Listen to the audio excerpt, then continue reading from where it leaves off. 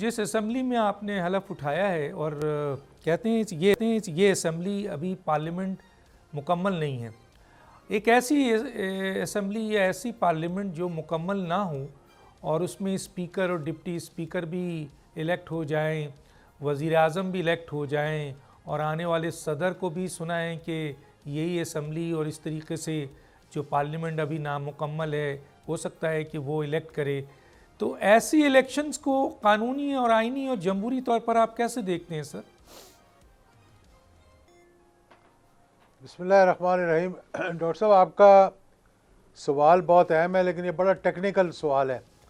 देखें, इससे पहले तो हमने ये नहीं देखा कि किसी पार्टी की जो मेन रुकनीत है उसको ख़त्म कर दिया जाए। तो एक जमात जो कि पाकिस्तान तहरीक इंसाफ के नाम से थी, उसको इलेक्शन कमीशन ने इजाज़त नहीं दी नाम इस्तेमाल करने के लिए। अब इलेक्शन तो हो गए, उनके इंडिपेंडेंट जीत कर आ गए जितने भी साथी थे। फिर उनके पास चॉइस थी कि वो किसी जमात को ज्वाइन कर लें, तो उन्होंने सुन्नी तहरीक को ज्वाइन किया।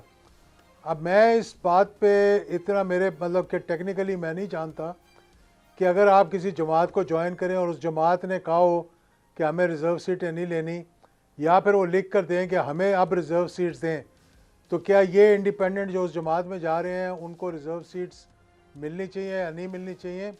लेकिन इसका फ़ैसला होने तक मैं समझता हूँ कि अगर इलेक्शंस को पोस्टपोन कर दिया जाता, लेकिन उसमें फिर टेक्निकल हिच ये आ जाती है कि इलेक्शंस के 21 दिन के अंदर अंदर आप इजलास बुलाएं। अब अगला सवाल आपका ये होगा कि जब 90 दिन जो है वो तकरीबन 365 दिन बन गए पंजाब असम्बली में और KPK में, और 90 दिन जो है वो मरकज़ में इतने लंबे हो गए, तो क्या इसको नहीं आगे किया जा सकता था? तो ये सारी चीज़ों का जवाब मेरे पास तो नहीं है, लेकिन इलेक्शन कमीशन के पास ज़रूर होगा। अच्छा सर, इलेक्शन कमीशन फैसला क्यों?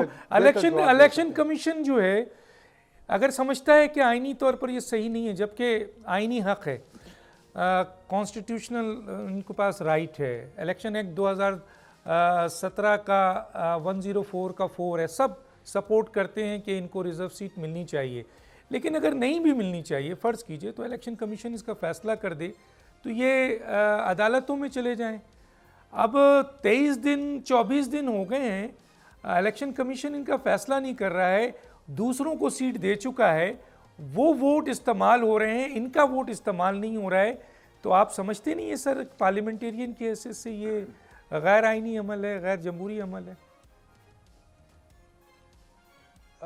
इस सेंस में ज़रूर मैं आपकी बात से मुत्तफ़िक हूँ कि जजमेंट को रिज़र्व किया हुआ है और उस रिज़र्व जजमेंट को का ऐलान नहीं किया, तो इस हद तक मैं मुत्तफ़िक हूँ कि पार्लियामेंट जो है आप कह सकते हैं कि इनकम्प्लीट है, लेकिन जजमेंट उनको दे देनी चाहिए ताकि उनको अगला फोरम जो है वो मिल सके अपील करने के लिए, चाहे वो हाई कोर्ट हो या सुप्रीम कोर्ट हो।